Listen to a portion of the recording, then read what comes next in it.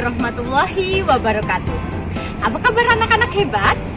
Bertemu kembali dengan Bu Okta dalam pembelajaran bahasa Indonesia. Di pertemuan kali ini kita akan melanjutkan materi kita, yakni tentang fabel. Dan di pertemuan ini juga kita akan membahas tentang struktur dan kaidah kebahasaan fabel.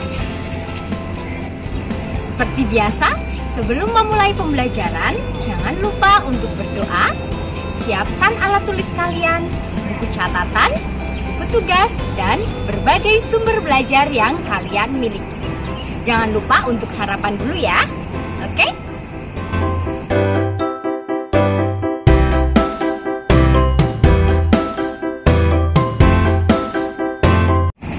Pembelajaran kali ini, yang pertama kita akan belajar tentang struktur dari fabel.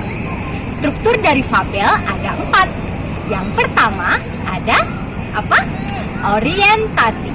Yang kedua ada komplikasi. Yang ketiga ada resolusi. Dan yang keempat ada koda. Kita bahas satu persatu ya. Nah, kalian bisa lihat di sini. Yang pertama ada orientasi. Setiap cerita pasti ada yang namanya orientasi. Karena orientasi itu adalah bagian awal dari sebuah cerita. Baik itu dalam cerpen, novel, cerita fantasi, fabel, apapun ceritanya pasti ada bagian awal ceritanya, bagian pengenalannya. Nah, itu namanya bagian orientasi, biasanya ada di paragraf pertama. Yang kedua ada komplikasi. Komplikasi itu awal munculnya masalah sampai puncak masalah di dalam cerita, itu namanya komplikasi. Yang ketiga ada resolusi. Resolusi adalah bagian penyelesaian masalah.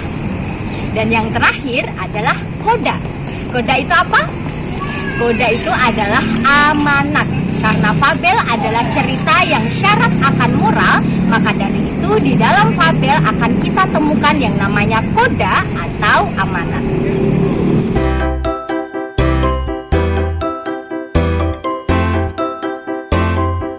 Oke, tadi kita sudah belajar tentang struktur dari fabel.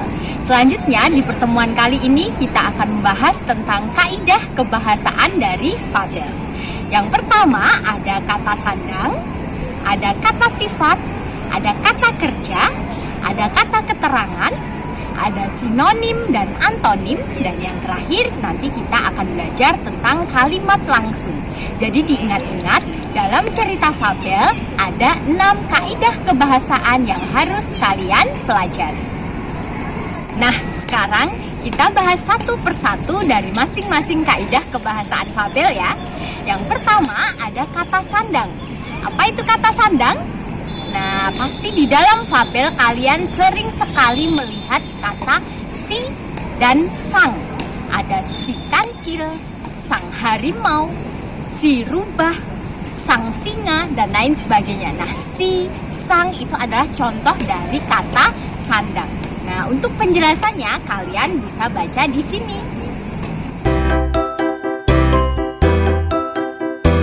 Yang kedua adalah kata sifat. Karena di dalam cerita fabel itu syarat akan moral, syarat akan amanat dan pesan-pesan penting, maka di dalamnya akan banyak sekali kata sifat yang kalian jumpai. Nah, sebagai cerita yang syarat akan moral tadi, penggunaan kata sifat itu sangat penting. Karena apa? Karena penyebutan sifat secara langsung, misalnya si rusa yang sombong atau si kancil yang cerdik, itu nanti akan berfungsi untuk pengajaran kepada si pembaca, bersifat sebagai pengajaran, pengantar moral. Jadi dari sifat itu nanti akan kita ketahui apa ya nanti kira-kira moral yang bisa kita dapat dari cerita fabel yang kita baca.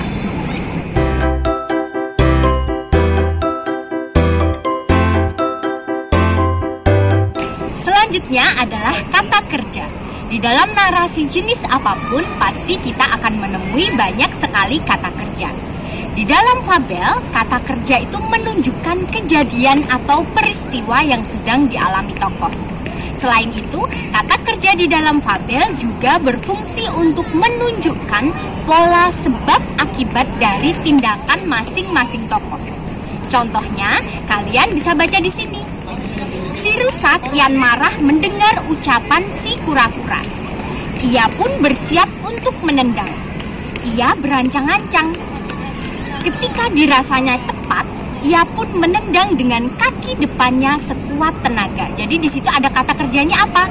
Menendang. Nah, menendang itu tadi kan akibat dari si rusa mendengar kata-kata dari si kura-kura. Jadi ada sebab akibat, kemudian ada tindakan. Nah, itu menunjukkan kata kerja di dalam sebuah cerita fabel. Paham ya?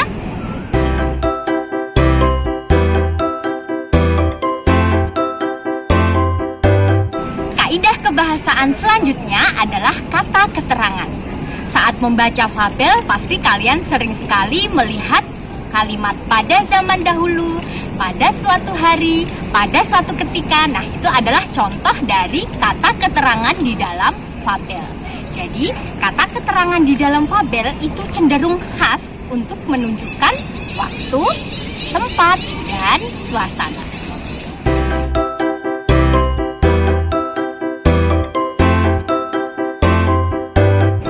Selanjutnya adalah sinonim dan antonim. Di dalam fabel, sinonim dan antonim itu nanti menunjukkan sifat-sifat tokoh yang berkebalikan. Jadi ada yang baik, ada yang jahat, ada yang ramah, rendah hati, tapi ada juga yang sombong. Nah, itu nanti berarti di dalam cerita fabel kita akan banyak sekali menemukan sinonim dan antonim dari sifat para tokohnya. Begitu ya.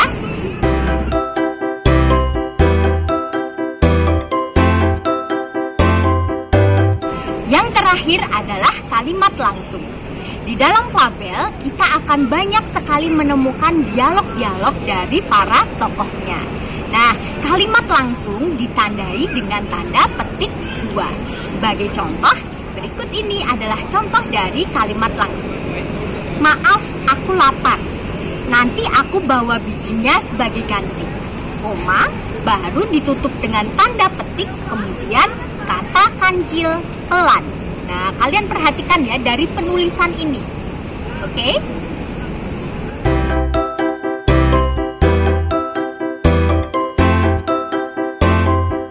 Oke anak-anak, demikianlah pembelajaran kita tentang fabel di pertemuan kali ini.